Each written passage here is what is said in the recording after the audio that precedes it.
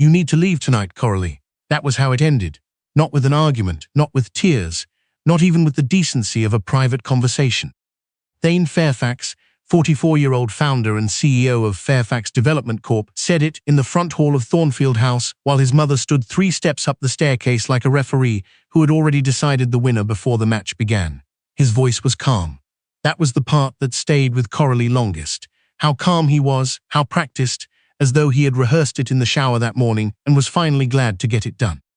Sybil Fairfax, 67, Thane's mother and self-appointed guardian of the Fairfax family name, held a ring of brass house keys in one hand, not dangling them absently, holding them the way you hold a trophy, deliberate, visible, certain that the woman standing across the marble floor understood exactly what they meant. Coralie Lund Fairfax, 36, stood with one carry-on bag at her feet and the sound of October rain against the tall windows.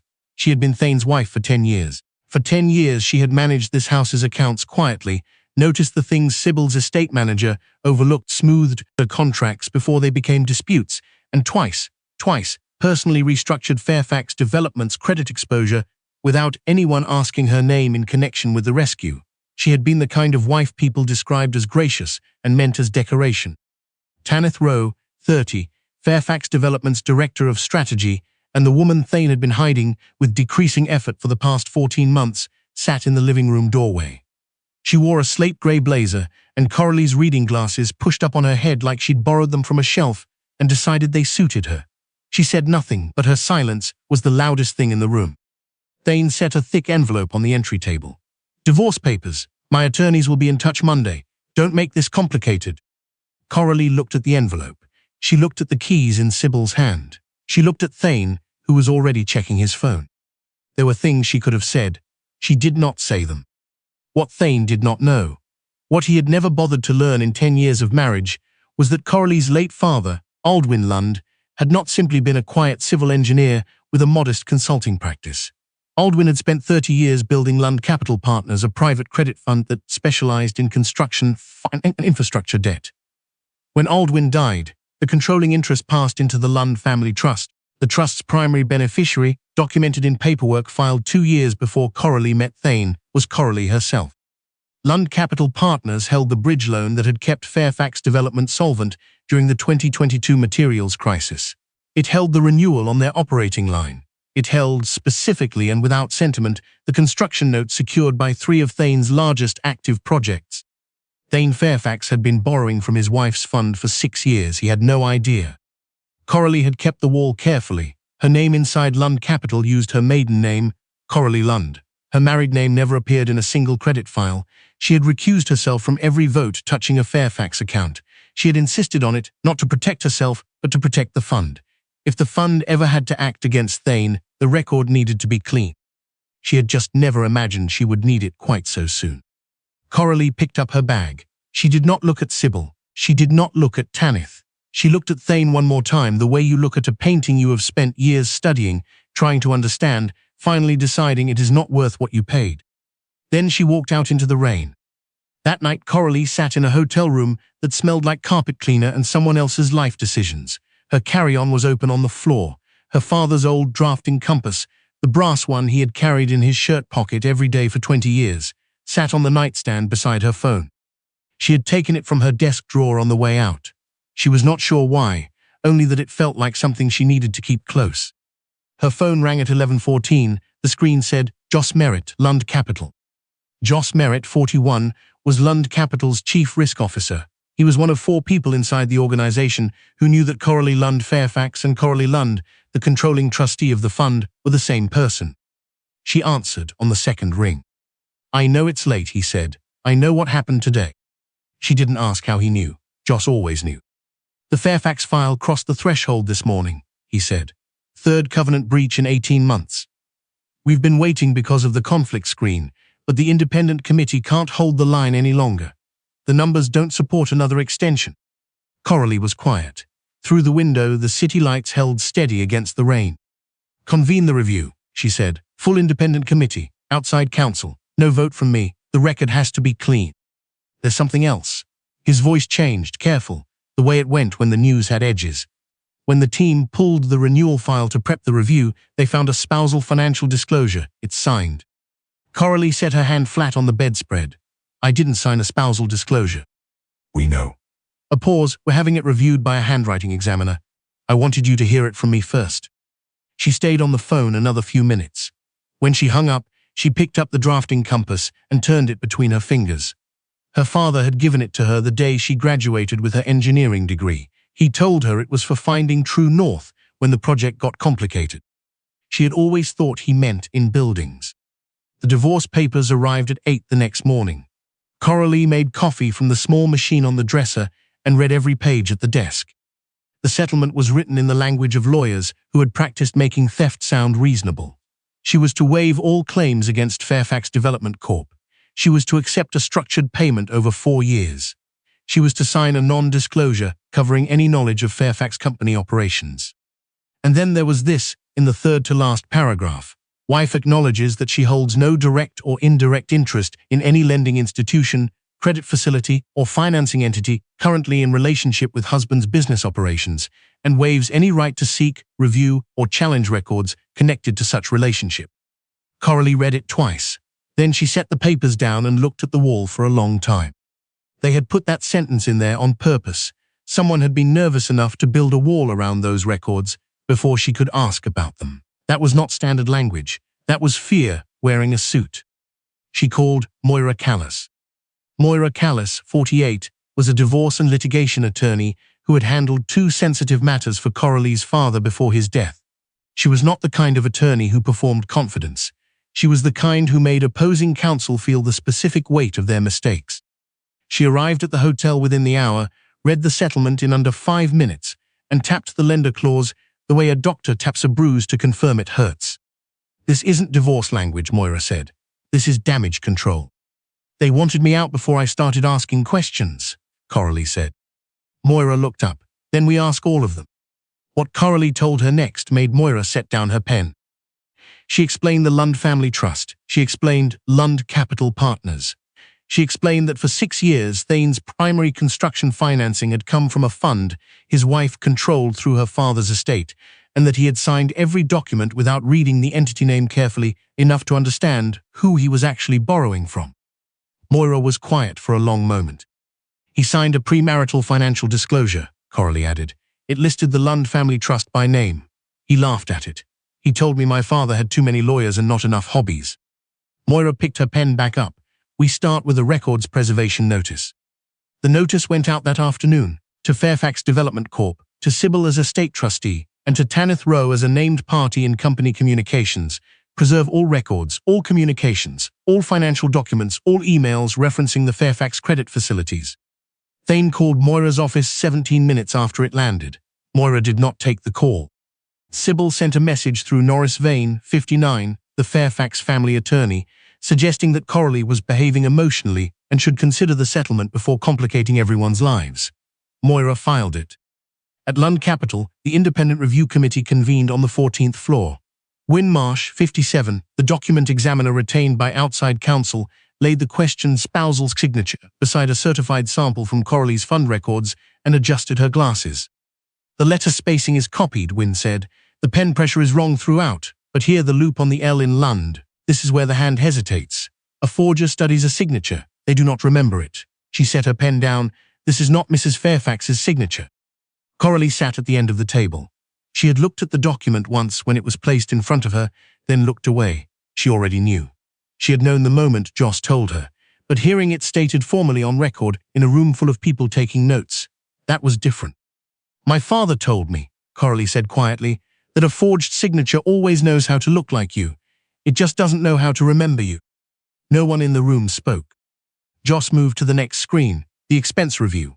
42 flagged line items across 18 months. Company credit accounts charged for interior design on a private apartment, travel coded as site visits, clothing invoices labeled as client hospitality, jewelry submitted under vendor gift allowances. Beside most of them, the initials TR. Is there a company apartment? Moira asked. There is, the Lund Capital compliance attorney said. The lease is signed by Tanith Rowe. The billing address on the renovation invoices is the same address. The funds came from the Fairfax operating line, which is secured through us. Coralie looked at the expense column without expression. Tanith had not just replaced her in the house. Tanith had furnished her replacement on borrowed money that Coralie's own fund had lent. The mediation was scheduled for Thursday in a rented conference room with neutral carpeting and a mediator named Erland Foss, 61, who looked like he had sat between angry people for so long that nothing surprised him anymore. Thane arrived first with Norris, then Sybil in a cream suit and her good pearls, then Tanith, no legal reason to be in that room, but she came anyway, sitting just behind Thane's chair like a flag planted in occupied territory. Coralie arrived with Moira. She wore charcoal grey. She set her father's drafting compass on the table beside her notepad because she had carried it every day since the hotel and she was not about to stop now. Thane looked at the compass, then looked away. Erland opened with the standard language about good faith. No one in the room appeared to have brought any. Thane leaned back before Erland had finished. "Coralie, I know you're upset, but this doesn't have to be a production." Moira looked at Erland. He nodded. "Mr. Fairfax," Moira said, "did your wife ever contribute personal resources, funds, time, professional expertise to the benefit of Fairfax Development Corp during the marriage?" Thane smiled the smile he used in conference rooms when he thought he was winning. "Coralie attended some dinners, arranged things when we had clients over, nothing material." Moira wrote it down. She turned to Sybil. "Mrs. Fairfax, same question. Did your daughter-in-law contribute in any meaningful capacity to the company or the estate?" Sybil folded her hands. Coralie kept herself busy with small things. She was never part of the business. Moira wrote that down too. Then she looked at Tanith. "Mrs. Rowe, were any company funds ever used for your personal benefit? Housing, clothing, travel, styling, jewelry?" Tanith's chin came up half an inch. "Absolutely not." Moira wrote the words slowly. Then she placed 3 folders on the table. "We will be entering these into Discovery," she said. "Company credit statements, lease agreements, and expense logs, cross-referenced against disbursements from Lund Capital Partners." Norris frowned. "Lund Capital is not a party to this." "Lund Capital is the primary lien holder on 3 of Fairfax Development's active projects," Moira said, "and my client is the controlling trustee of the Lund Family Trust, which holds the majority interest in Lund Capital Partners." The room changed. Thane's smile disappeared first, then the color in his face. He looked at Coralie the way a man looks when the floor moves and there is no wall to grab. "What?" he said. It was not a question. It was the sound of something collapsing. Coralie met his eyes. "My father built it. I inherited it. You signed the disclosure the week before we married." "That was a charity trust." "You didn't read it." Her voice was steady. "You laughed at the paperwork and signed the first page." Sybil turned to Norris. Norris was already looking at his hands. Tanith stood up so fast her chair scraped the floor. "I want my own attorney." Norris snapped, "Sit down." But she was already moving toward the door, and for the first time in that conference room, the only person who felt entirely settled was Coralie.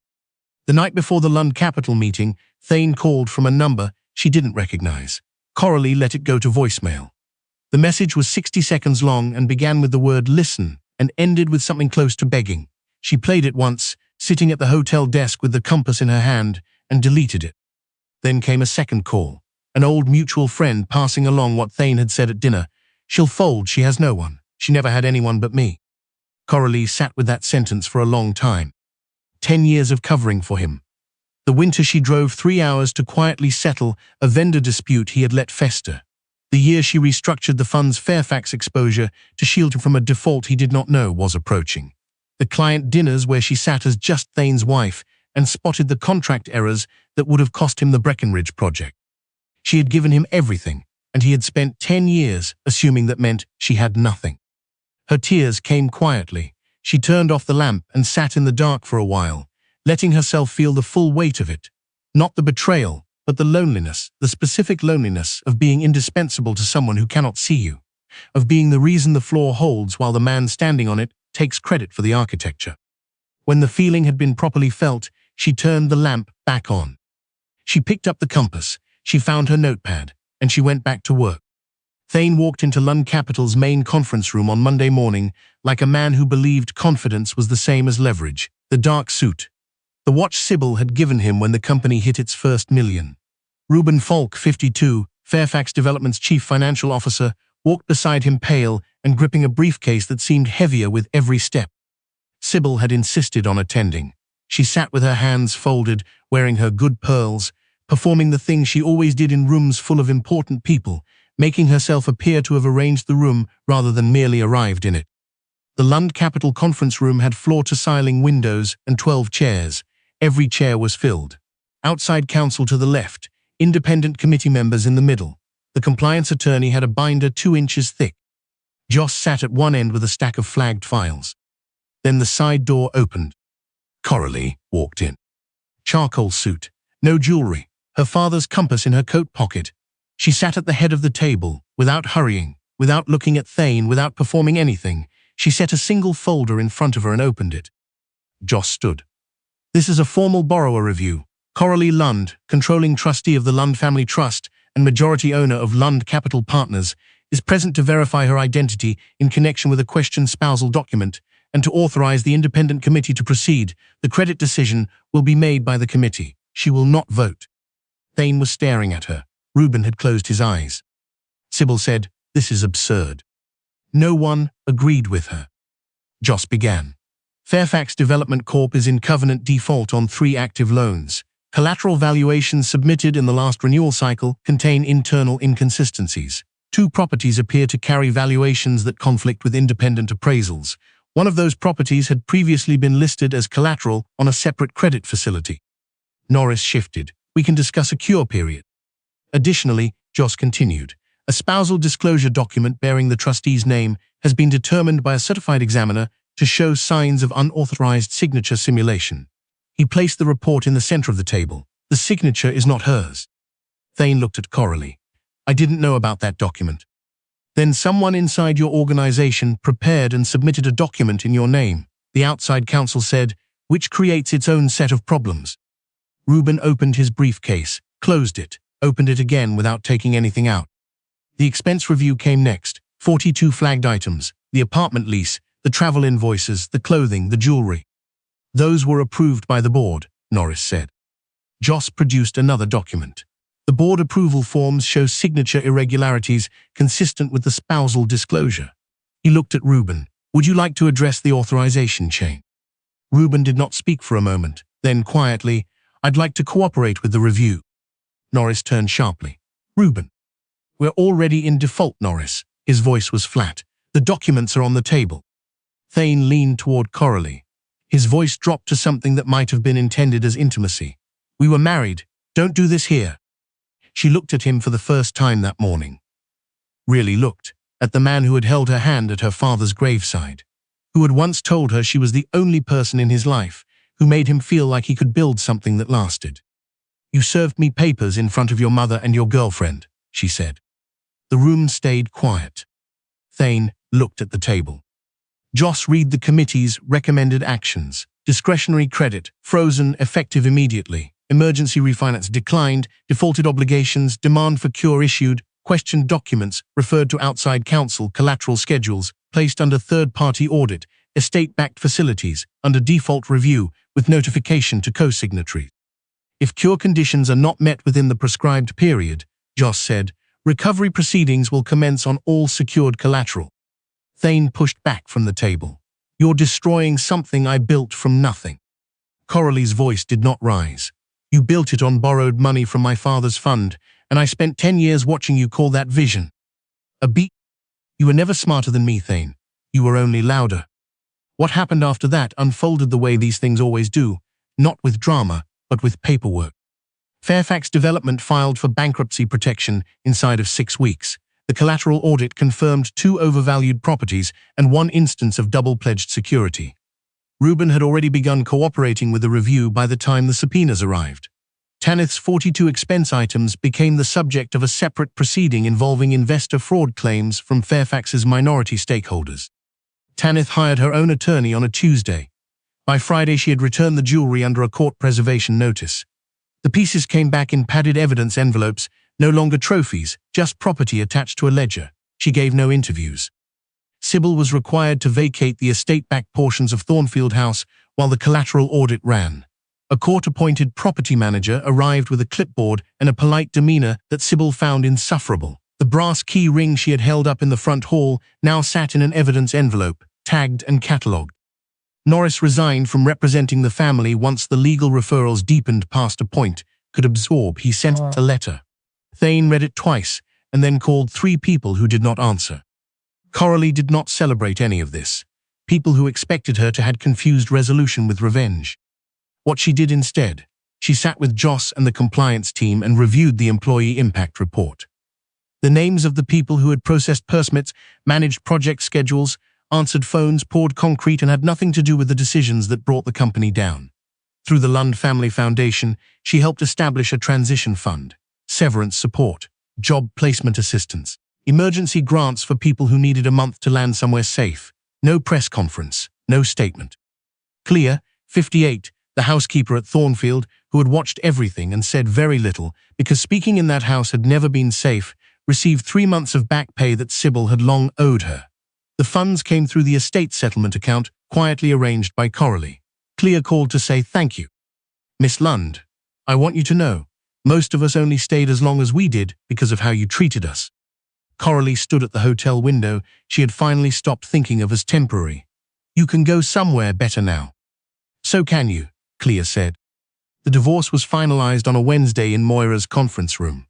The word on the document was dissolved. Coralie read it with a cup of coffee she forgot to drink. You're free, Moira said. Coralie looked at the word until it meant something real. Then she nodded. That evening she returned to Lund Capital after closing. The marble lobby, the elevator with the slow doors, the 14th floor with its clean carpet and serious light. She had spent years staying away from this building whenever Fairfax accounts were active, keeping the wall intact, making sure nothing she did here could be mistaken for motive. Now she rode the elevator without checking the number. She already knew where she was going. The boardroom was empty when she arrived. She walked to the windows and looked at the city the way her father had taught her to look at a site plan. Not at the surface, but at the structure underneath. What was load-bearing? What was merely decorative? What would hold when something heavy pressed against it? She set her father's compass on the conference table. Thane had called twice that week. The first message asked if they could talk. The second said only her name, then went quiet. She had listened to both and filed them with Moira. She had once loved him in the specific way you love someone you believe you are helping become the best version of themselves. It had taken her a long time to understand that she had not been helping him grow. She had been preventing him from falling, which was different. Growth requires a person to reach for something. Prevention only requires you to stand in the gap. She had been standing in the gap for 10 years, and he had built his life on the space she was holding without ever once looking down to see who was there. Joss appeared in the doorway. Recovery authorization went through. Legal referrals are on record. Good. She turned from the window. The former Fairfax employees, how are they moving through the transition program? 31 placed so far, 14 active in the pipeline. He paused. You didn't have to do that. My father's fund made money on every project Thane's company built, she said. Some of those people built those projects. She picked up the compass. Yes, I did. Joss nodded and left her alone. Coralie looked around the boardroom one last time, at the chair where Thane had stared at her like she was a stranger wearing his wife's face, at the table where Reuben had finally stopped lying, at the window where the city went on, indifferent to the specific grief of one woman and the specific consequences of one man's assumption. She thought about the night her father had brought her here after closing, when she was 24 and still learning what she had inherited. He had put his hand on her shoulder in this exact room and said that the most dangerous thing a person could own was something another person underestimated. She had spent 10 years wondering if he was right. She put the compass in her coat pocket and turned off the boardroom light. Behind her, Thornfield House waited for an auction that would repay a fraction of what it owed. In front of her, the city held its shape in the late October dark. She did not need to look back. She already knew what was there. Some women do not become powerful after betrayal. Some women were always powerful. The betrayal only made the room quiet enough for everyone else to finally hear it. Subscribe for more, and leave a comment if you believe that loyalty was never the same thing as weakness.